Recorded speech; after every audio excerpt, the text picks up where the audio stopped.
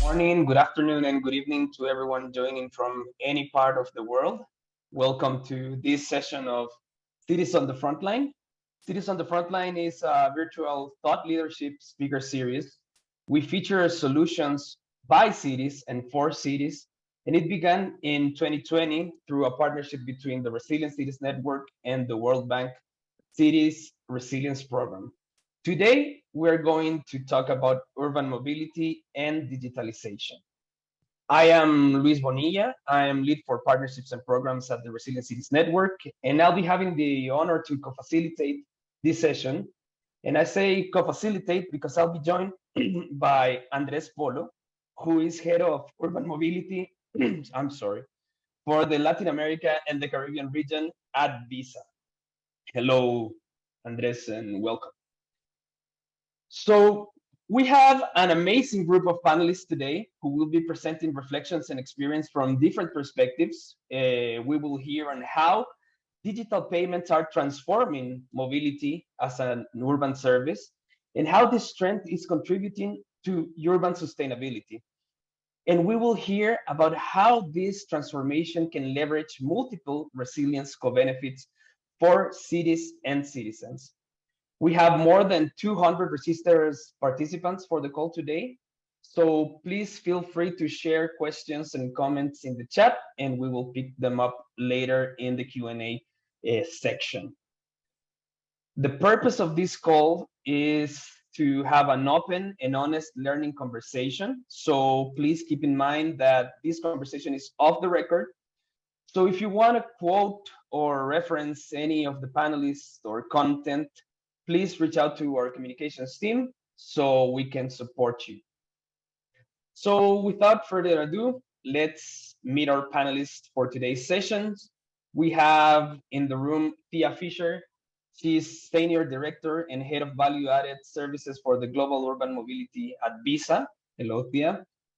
We also have Álvaro Madrigal Montes de Oca, who is General Director of Coordination of Public Organizations and Strategic Projects at the Ministry of Mobility of Mexico City. Hola, Álvaro. And Annalise Czerny, who is Payments and Mobility Lead at Rebel. They will be having a presentation, they will be delivering a presentation, and afterwards we will have time for questions and answers from our participants. So let's start with our first panelist, and let's give the floor to Thea. Thea, feel free to start when you're ready. Hi, everyone, and so wonderful to see such great turnout today. Thank you so much for the kind introduction. I'm so delighted to be able to speak to you all today about the phenomenal progress that the urban mobility industry has made over the past year in putting the customer experience first in urban travel and how innovation in payments drives that. Now, we just wanted to keep this confidentiality notice here to make sure everyone's awake on this late July day. So we could talk about how Visa has over 4 billion payment credentials in people's hands around the world and how we connect over 100 million sellers, or how our platform processes over 76,000 transactions per second at peak times and is truly an engine of global commerce. But at Visa, we have a mission to uplift everyone everywhere by being the best way to pay and be paid. So I'm really grateful to have the opportunity to discuss some insights into the scale of the digital payments revolution that's taken place across our urban transit networks in cities globally. And I'm really excited to cover, and I hope this group will be really interested into some newer insights from a paper published earlier this year from a Visa Economic Empowerment Institute study, which paints a really clear picture about the role of digital payments in a sustainable, inclusive urban mobility future for our cities. And our Pay in Advance program is enabling that vision by ensuring that no rider is left behind. So we've seen over 650 open loop launches globally, And in 2022, we saw 100 open loop projects launch, and we think that in 2023 there'll be even more.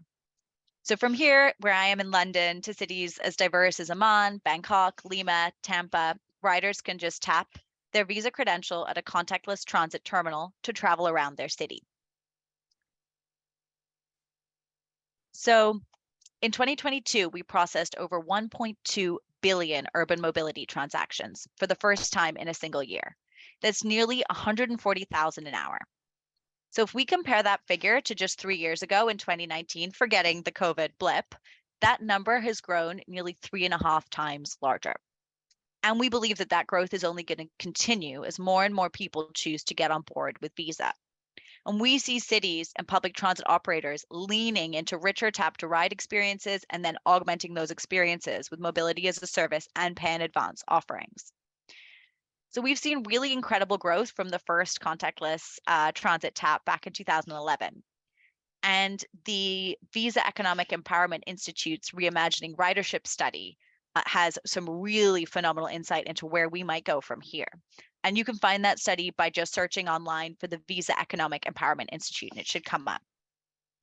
The study included a survey of 75 transit agencies and 3,000 transit riders around the world, and it yielded a ton of really compelling findings on the benefits of transitioning to an open loop payment system and what riders are really looking for next.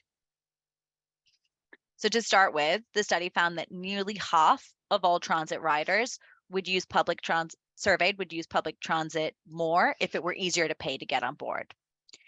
So consider just for a minute the potential for public transit ridership growth in our cities if only we could make it easier for everyone to travel everywhere. Frictionless access to urban mobility is vital for cities as they strive to decarbonize, to boost inclusivity, and to become better equipped to meet the changing travel behaviors of their passengers.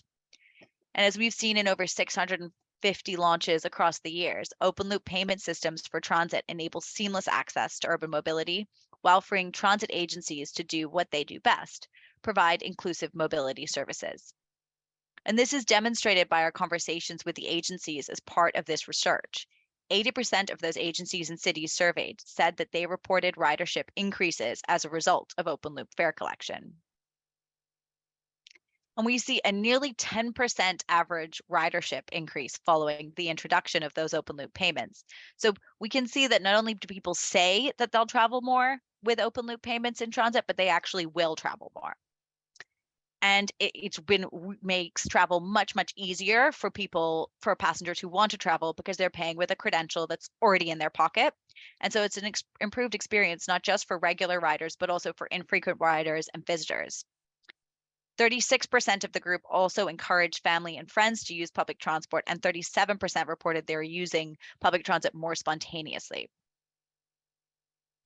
So transit agencies and cities that adopt contactless payments see benefits beyond growth in ridership, like better access to data for system planning, more responsive customer service, improved rider experiences, and a growing year-over-year conversion of cash-based fare payments to contactless.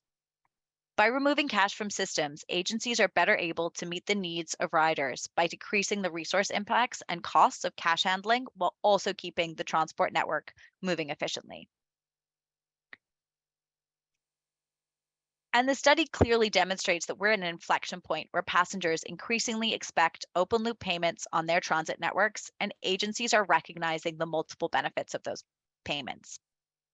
So of those agencies and cities surveyed that did not have open loop payments in place, 83% intended to adopt it in the future, and of which 70% plan to do so within the next 2 years.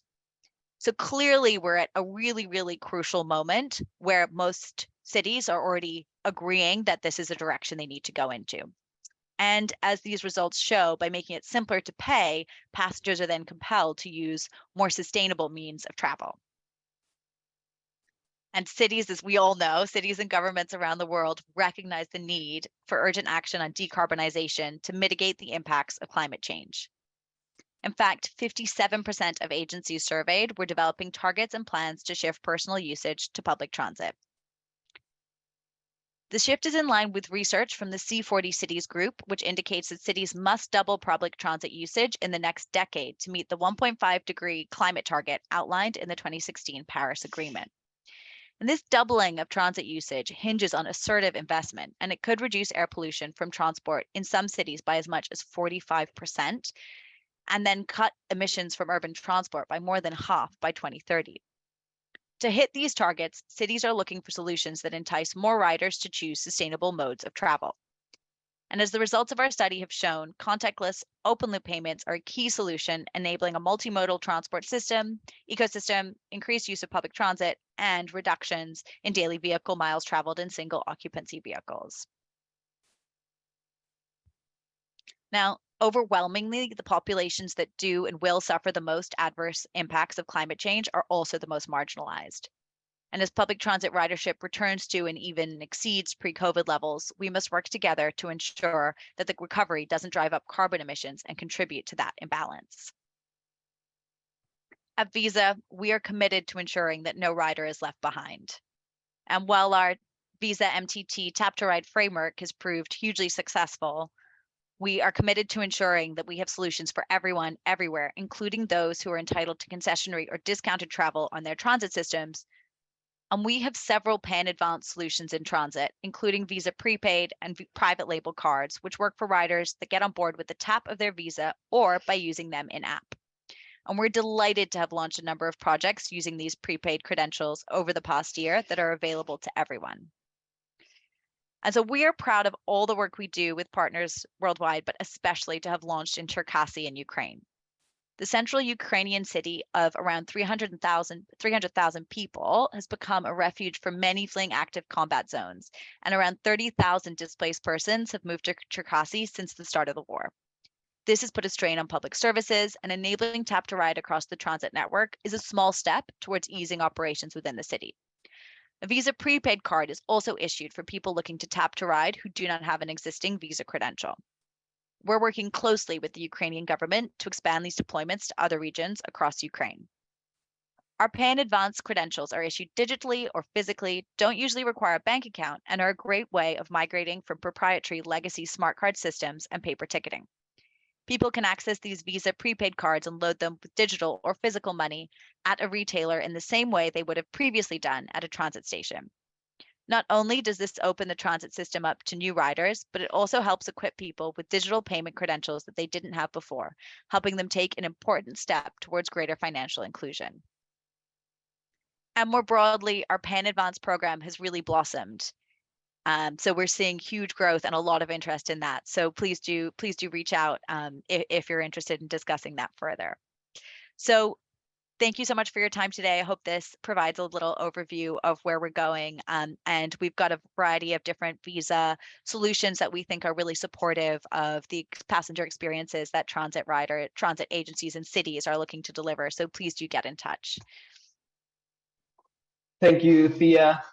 It's very interesting what you're sharing with us. The numbers and the statistics that you're sharing are critical to understand how these open payment systems are leveraging a new generation of ridership. And you know that, and everyone knows that public transportation is one of the backbones of urban life, and it also has a lot to do with the transition and the importance to build climate ready cities. So thank you for your thoughtful presentation. And now we're going to hear from a specific city, a huge city of the global south that has been coping with these challenges and introducing these innovative and new systems to enhance the experience of urban mobility in the city. So please, Álvaro, tell us about the experience of Mexico City. Thank you, Luis. Hello, everyone, and thank you very much for the invitation. I will try to explain in a few minutes the experience of Mexico City in the innovation through payments, specifically in the public transportation. Next slide, please. I will focus on the innovation that are currently in place in the city, but I'm also interested to talk about all the steps that had to be taken in the context of Mexico City in order to open the toll, the system, to new means of payment. And I believe that addressing this process is very valuable for Latin American cities and other cities that share certain characteristics with Mexico City. And first of all, it's important to mention that in the last 5 years in Mexico City has been reformed and modernized the transportation sector. These important changes have been made in 2 very important areas. The first one is in improving the operation of public transportation under the slogan that you can see there of more and better mobility, with the creation of new modes of transportation, such as our cable cars that we have, the renovation of buses, the strengthening of the infrastructure, and the new trolleys that we have in the city, etc. And in the other hand, we have worked on the axis of the integrated mobility, the integration of all the modes that we have in the city, under the slogan of one city, one system. And the modernization of the payment is always located under the logic of the integration of modes of transport. Because we have, through the payment, make the interoperability. The payment is one part of all the integration of the system that we have. In the slide, you can see we have metro, we have our bus rapid transit, our trolleys, our buses that operate the city. We have concession buses in the city, our new cable cars, and bicycles. That is very important. All of these modes, we always thought in a interoperability logic, and the user experience must be as third as possible. In Mexico City, we have to have in mind that we have a lot of intermodality. The next slide, please. Now, in order to develop a whole scaffolding in the innovation of payment methods, it was necessary to reform and reorganize the situation that exists in Mexico City, in all the toll system. Step by step, the conditions were built so that today it is possible to have, for example, EMV payments. That is the use of credit and debit cards.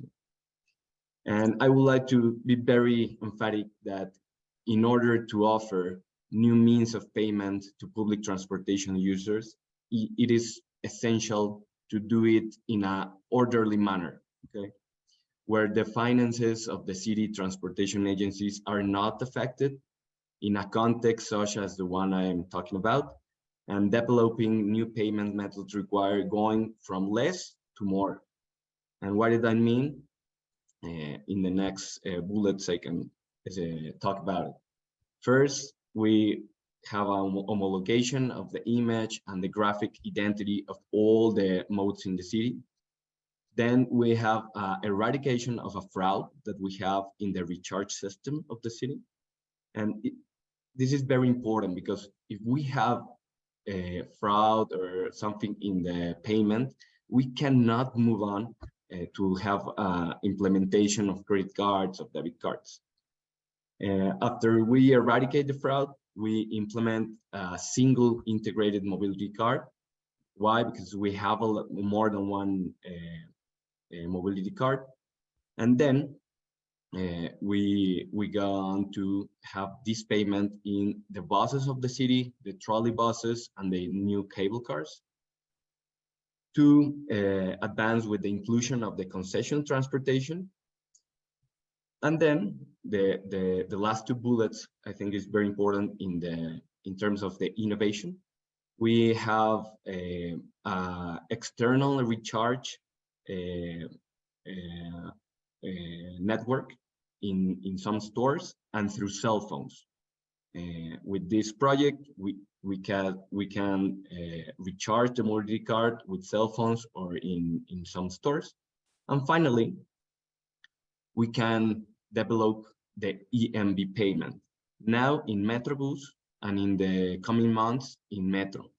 For have an example, we have in Metrobus about 2 million trips daily, and in Metro about 5 million per day. And I will insist, Mexico City, in the experience of Mexico City, we have to do step by step to have ecosystem that is good for all the agencies of transport, and then we can move to the innovation of open loops and payments. Okay? The next slide, please.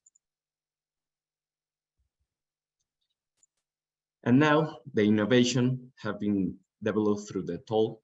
I must say it have a great advantage. The project to recharge the city's prepaid card from cell phones and the EMB payments have saved a lot of time. The travel times have reduced since people do not have to wait in line for the prepaid card recharge machines. I recall that the crowds at certain stations in Mexico City is very important. In all the city, more than 34 million trips per day. Okay? And the EMB payment has been an option for people currently using our BRT, Metrobus, it's called the agency of transport. And we expect, as I say, to become increasingly popular with the adaptation of this technology in our metro in the coming months.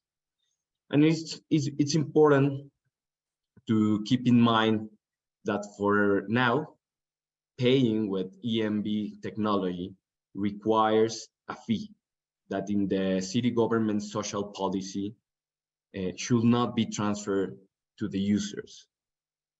Therefore, the transportation agencies are the ones who have to deal with this payment. And the transactions with this technology should come to represent a highest percentage so that transportation agencies can save costs for other modes of payment. In any case, the innovation is going in the right direction in Mexico City. It must represent an option, another alternative for users of public transportation, and it must be through for users, both in economic terms for the fee, so that does not represent more expenses, and in terms of payment convenience, that have a better travel experience, as I say to you. And in this channel, Mexico City continue to expand this technology, not only the EMB payment, also we are thinking in a virtual prepaid card of mobility. And these are all the elements that we have construct to have now an important innovation in payments, all thinking for a better experience. Okay, and finally, it's very important for Mexico City government that the payment innovation must always be accompanied by the context of the city. Also, all these steps that we have do in the last 5 years are very, very important to don't run, walk. We have to walk first and then run. Thank you very much. This is the experience of Mexico City from the government. Thank you very much. Thank you, Álvaro. It's very, very interesting, and thank you for sharing the experience of Mexico City. As you say, it's very important to do this in a progressive manner. So open payments have to build on the assets and leverage the experience. So these new technologies and new methodologies are delivered in a safe and inclusive way. And this connects with the next experience that we're going to hear. We're going to hear the experience of the state of California, and we want to know about how this digital transformation is playing in the state, and how does this is related to the development agenda of the state. So please, Annalise, tell us a little bit more about the Californian experience. Yeah, thanks so much. And thanks to everybody for listening in. Hi from Toronto, Canada, but on behalf of the state of California. Just as a quick introduction, Annalise Czerny. I'm with a consulting firm called the Rebel Group. We work globally around the world and with public and private organizations, but with a focus really on implementing change. And in the Payments Mobility Insights team in particular, we're focused on payments and mobility. We've been working with CalITP, the state of California's program to remove barriers and address access to transit for about 4 years now. CalITP is a statewide initiative, as I mentioned, began about 5 years ago, with the focus on helping transit agencies across the state improve efficiency and increase access and equity with respect to public transit and increasingly other modes of transportation as well.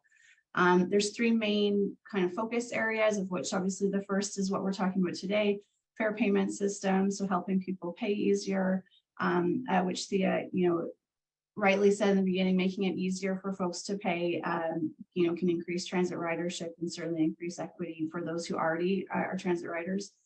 Real-time data standards, so sharing data so that people know when their bus is coming and how to plan their trips. And finally, verification of eligibility and the ability to apply transit discounts with bank card usage. Importantly, our vision as CalITP is not only to increase the efficiency of the transportation system, but also actually to use mobility and public transit, in this case, as a catalyst itself for increasing access, equity, and affordability. Important to note that in California, which is representative of the United States as a whole, about 1/4 of households are under or unbanked. And the cost of being poor is felt both in transportation as well as in banking. And so if we can use the fact that you're more likely to be a public transit rider if you're poor, and with a whole layer of intersectionality in terms of specific community groups, if we can make it easier for you and more affordable for you to take public transit and for you to pay for mobility, hopefully we can also use the fact that you might be leveraging discounts or receiving money to subsidize your travel to effectively begin the ladder up to greater financial inclusion. And so we have a vision of not only increasing access to sustainable mobility options, and in that ensuring that everyone has a way to pay that is convenient and affordable to them, but that we build a ladder to financial inclusion for under and unbanked Californians. And so that's the work we've been doing. And as Rebel, we're privileged to help further these goals. Specifically, when it comes to enabling open payments in California transit agencies, that's where the kind of focus began when it came to fair payment for CalITP. So we've been using this line, making it as easy as buying a cup of coffee, and happy to say that that's well underway in California. The philosophy of CalITP is not to study topics or innovation in theory, but actually to do it on the ground. And so we began with a series of demonstration projects with a handful of small and medium transit agencies, using partnerships to implement fair payment for transit agencies who are largely cash or paper ticket dependent, validating that a model of using multiple vendors could work in this context, and then working with state partners to set up public transit focused contracts that allowed municipal and regional transit agencies to be able to buy the technology, the software, and the acquiring services off of pre-negotiated contracts from the state. And what this means is that small and medium transit agencies and large ones, if they also desire, who are able to not only get the help of having had a procurement already done and therefore not have to go through the process themselves, but also have the state's buying power, which obviously, given this the size of California, better pricing than you would be able to have if you were negotiating on behalf of a small transit agency yourself. So economies of scale, but also support in terms of enabling the actual contracts. As well, CalITP supports transit agencies with technical assistance, education, sharing information about both why to implement open payments, which we've talked about in the two previous presentations, but also how, and so how to actually understand the technology and how to implement it in terms of questions about fare policy, questions about equity, and different customer experience tech issues, and so on. And so we offer basically everything from the education all the way to the implementation support and beyond in the date of implementation for the transit agencies. For folks who are interested, CalITP has a website, MobiMart. I'll show it at the end of the presentation, but you can look up what we've got in terms of support, and feel free to reach out to us for that. Importantly, though, the innovation didn't stop with the implementation of the technology itself. We often get questions about what about people who don't have bank cards? And as I mentioned in my previous slide, the idea that not only were we going to solve for transit, but we were going to use transit as a catalyst for financial inclusion has been underlying a lot of the work we've been doing. So similar to the equipment and software validations, we're experimenting and currently demonstrating different approaches to ensure that everyone has an ability to pay given the open loop focus.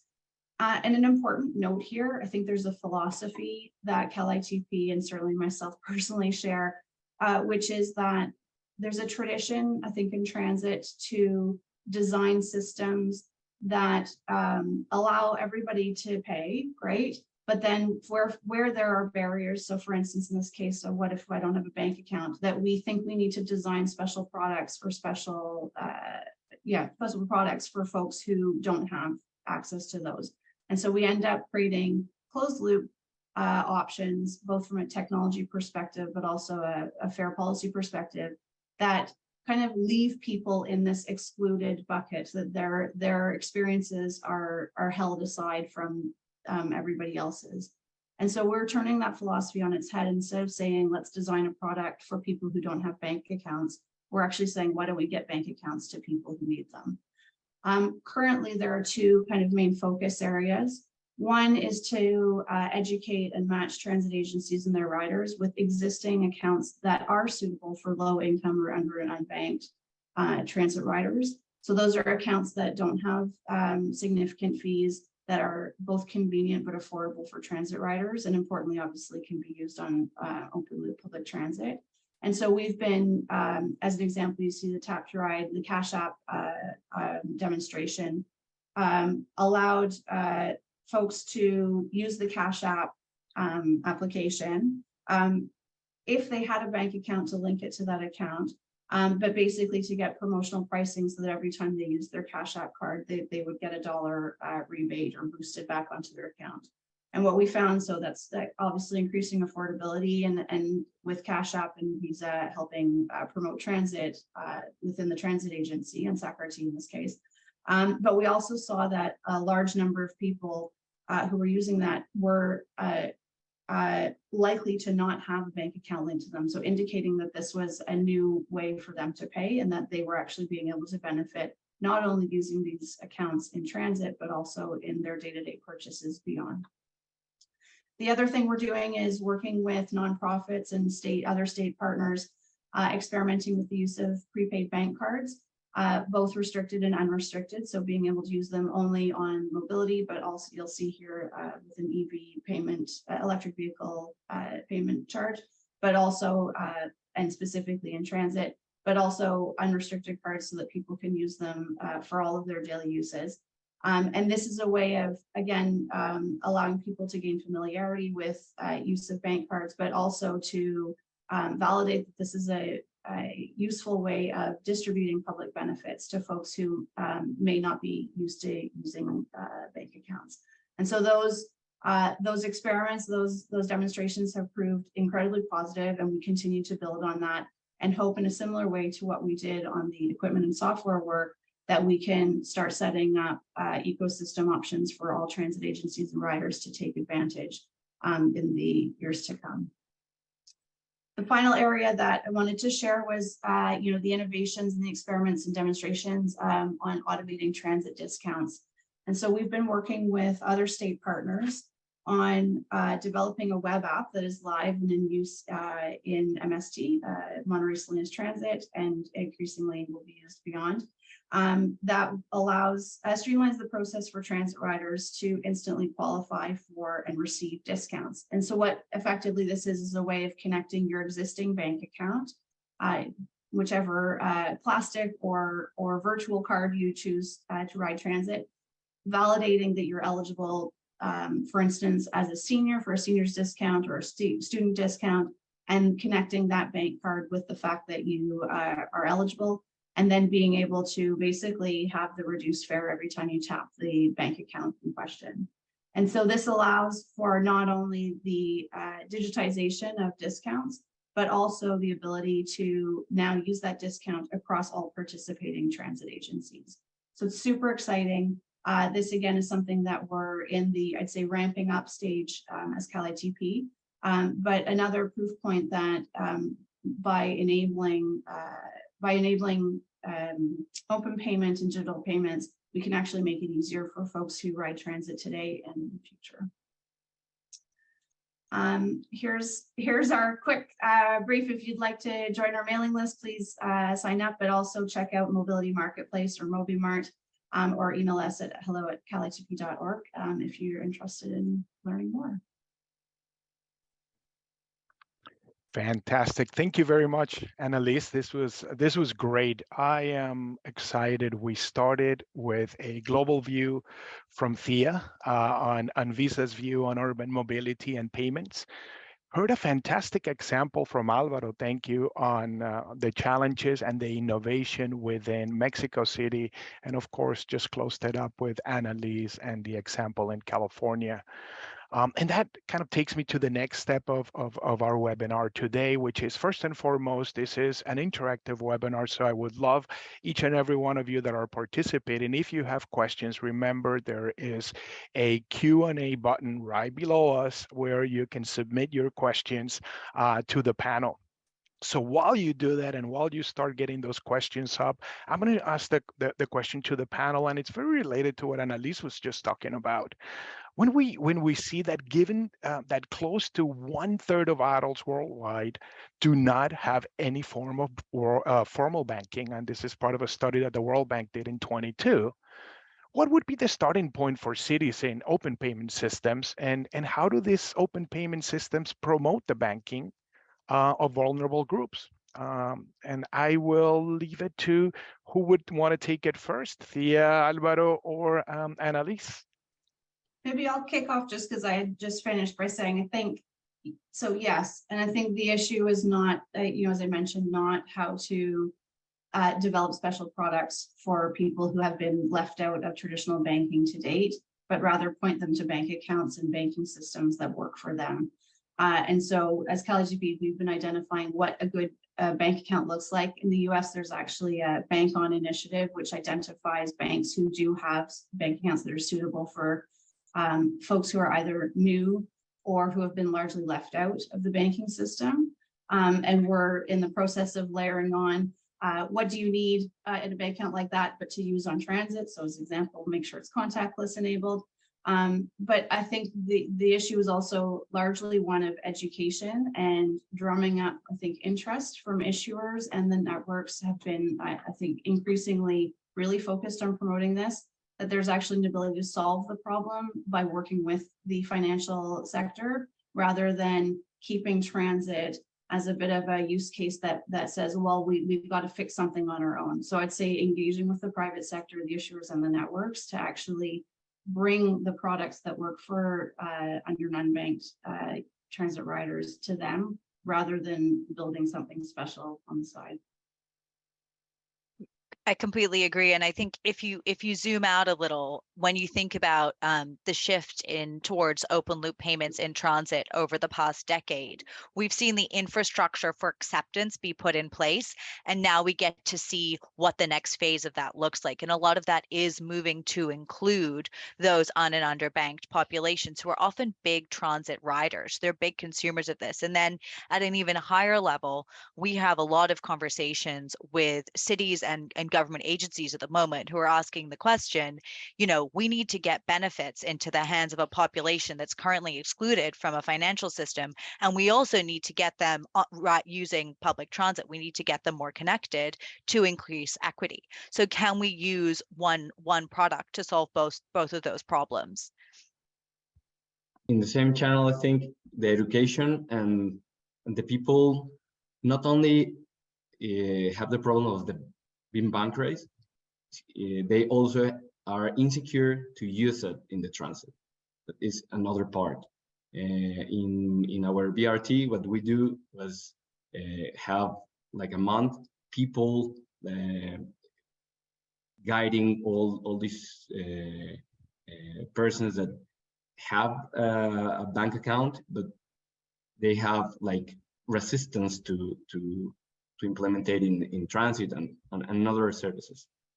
This kind of education and to have in mind these benefits and the facilities that is used.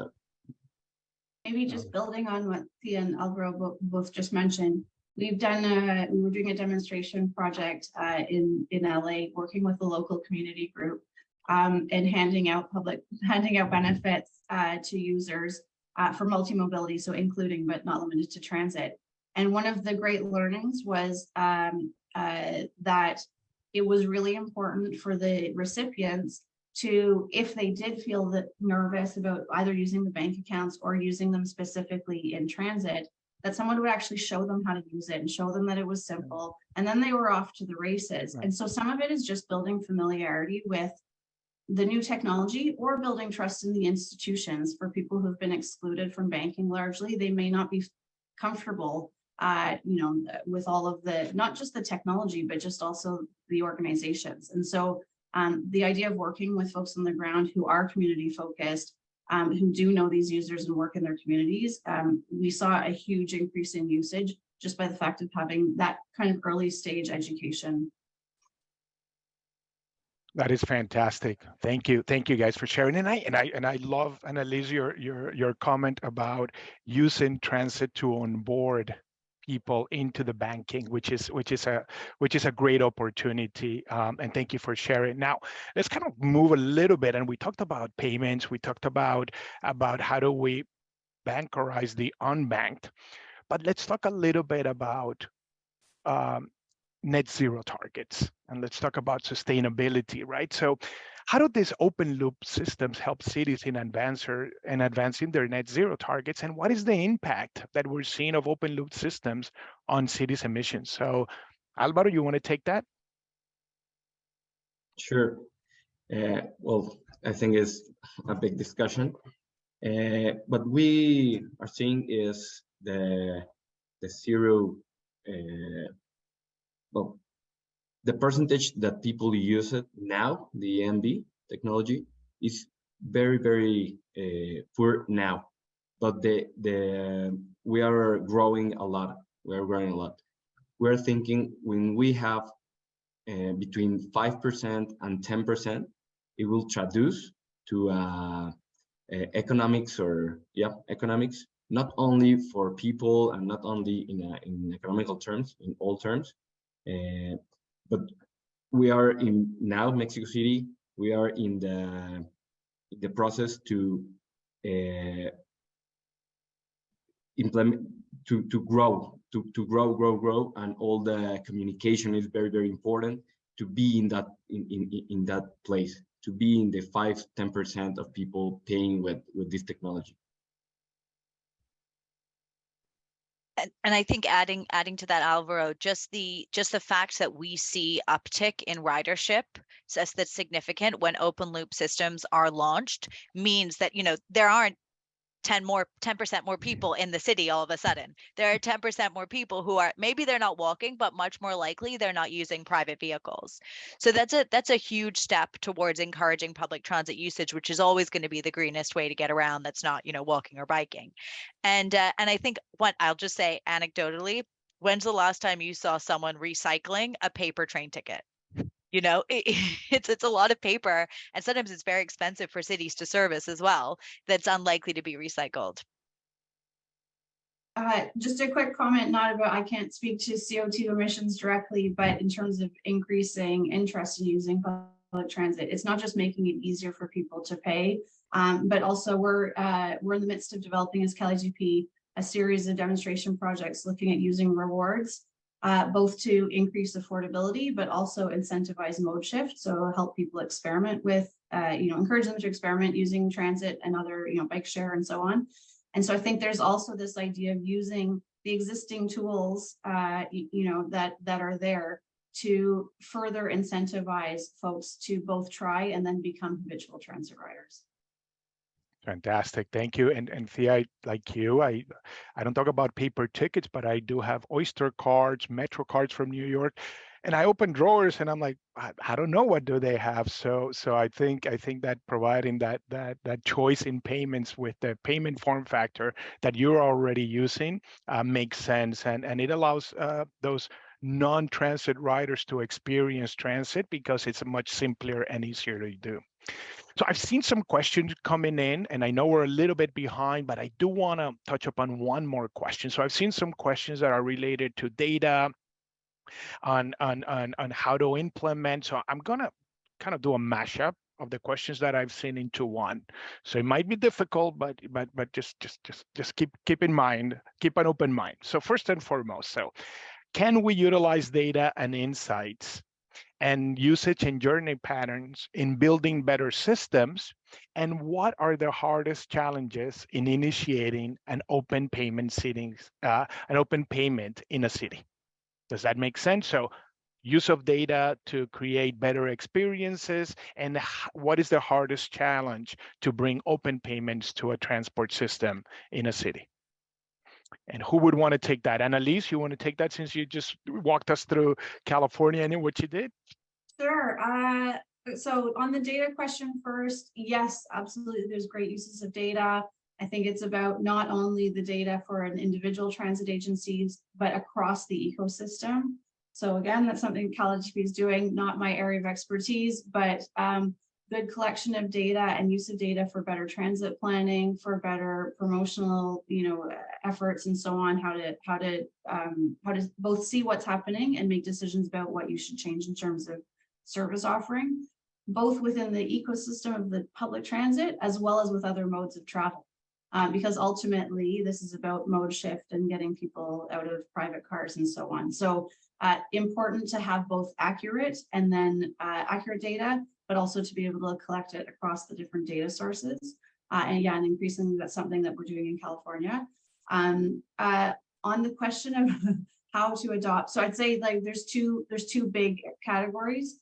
And I'll use both my my Toronto hat, so in Ontario, implementing open payments here in Canada, as well as the California work that we're doing and with other cities beyond. There's a technology question, so enabling it to be easy for public organizations to both buy and then implement the technology. I think that's getting increasingly easier as we're showing in California, more modular abilities for different vendors to kind of match equipment and therefore not get locked into potentially large long-term contracts. And the other, I think, is more of a policy and kind of a public decision-making side. It's probably the bigger challenge, if I'm to be honest, as a former being on the other side previously. It's important to, I think, one, acknowledge that we're in a different phase, that closed loop made a lot of sense 15 years ago. and it was the state of the art, and now we're in a new phase. And so not to feel that decisions that were made in the past are kind of necessarily wrong, but rather here we are in the new phase and let's all move forward with the new phase. There's also the ability, I think, to simplify fare policies and make sure that the technology is implemented in a way that it's not replicating all the paper tickets and all of the cash fare promotional things, but rather build a new fare, simplify the fare policy so that when you do put in new technology, you're taking advantage of everything it has to offer. And so those are often, I'd say, the harder decisions, require a lot of coordination, often with multiple levels of government. And that's where we often see, I think, the slowness is not in the intent, but rather in the kind of getting coordinated and getting moving together. That was a lot, but No, I loved it. Thank you. Álvaro, any comments? Yeah, well, I think people always look for alternatives to reduce travel times. Once they know about these payment options that translate into better mobility times, the people that will use more this payment will be in the stations where we have a lot of accumulation of users. And the data that we can use to have a best operation in the transportation is the stations that have a lot of these payments. We can look for have a best distribution, the best distribution in these stations that in this logic have more accumulation and more people looking for alternatives to reduce travel times that I comment in the presentation. Sometimes are in the lines to charge the prepaid card of mobility in the city. Fantastic. Well, I am being messaged, if you guys saw through the WhatsApp group, that we are out of time on the Q&A and panelist session. So I'm going to punt it over to Luis to take us to the next step. Well, thank you, panelists, for answering the questions, and thank you for your amazing presentations. Thank you, Andres, and thank you to all the panelists. It has been very interesting hearing about your experience and your reflections. As you've been very precise with your answers, I think we can have a little more time for a last round of final comments from you. So I would say, why don't you share a recommendation for cities that want to embark on this journey? Like a very quick and short recommendation on how do we start? So who wants to take it? Sure, I can take it, although definitely less qualified than Álvaro.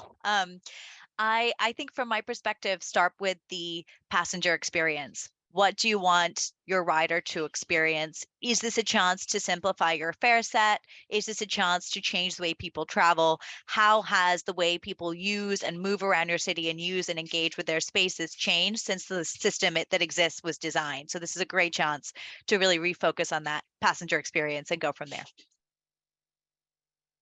That's great. Álvaro? In the same channel, more payment options in terms of technology, but always with a healthy system for the cities. Great, thank you. And Annalise? I'd say use this as a great opportunity, not only to improve the public transit experience, but also to look at broader economic and social objectives. I think open payments, but also any new technology is an opportunity to make broader change. And the second would be any transit agencies or cities, please reach out to CalITP, because we're happy to share our learnings and to continue the education journey. And we're here to help not only cities within California, but beyond. Thank you for all this great advice. I think we could go on for a long time discussing about this, but this is an invitation to take this as the start of point for a conversation that we think we can continue. So feel free to reach out to us, to the panelists, to continue this conversation. We want to keep on engaging with the participants and with the panelists. So feel free to reach out and to connect. And I think we are almost out of time. So I just want to